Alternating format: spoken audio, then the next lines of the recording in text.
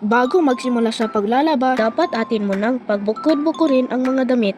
Ihiwalay ang panloob na damit, pang-ibaba na makulay, pang-itaas na makulay, at mga puting damit. Ang lalabhan ko ay ang pang-itaas na makulay at panloob ko na mga damit.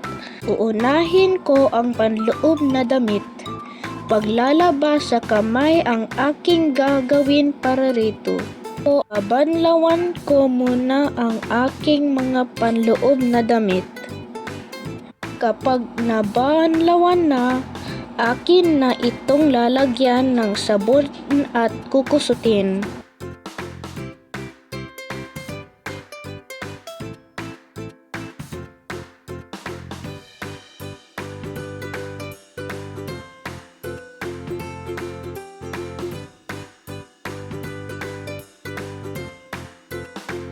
Tapos kusutin ay babanlawan ko ito ng 3 beses upang masiguro na wala nang matitirang sabon.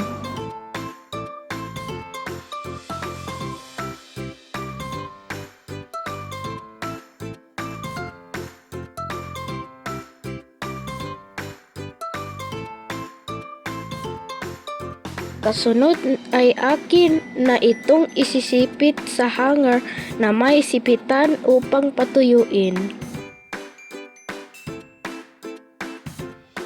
Sunod naman ang aking lalabhan ay ang makulay na pang-itaas ng mga damit. Gagamit ako ng automatic washing machine para rito. Una ay set ko muna ang settings ayon sa dami ng damit at kung gaano ito kadumi. Pagkatapos maset ay hihintayin ko na magsimula itong magtipon ng tubig sa loob. Kapag nagsimula na itong magtipon ng tubig, pwede na ulit itong buksan upang ilagay ang mga damit. Kasunod ay maglalagay na ako ng liquid detergent soap.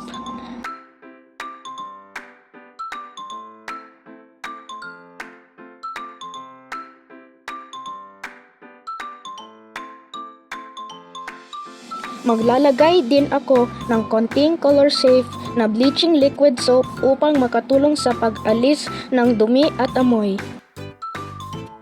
Pagkatapos ay babalikan ko lang ito pagtunog ng alarm na nagpapahiwatig na tapos na itong labhan, banlawan at spin dry ang mga nilagay kong damit.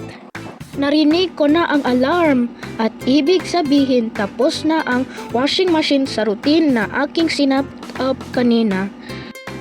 Ngayon ay ilalagay ko na ang mga makulay kong pang-itaas na damit sa hanger upang ito ay matuyo.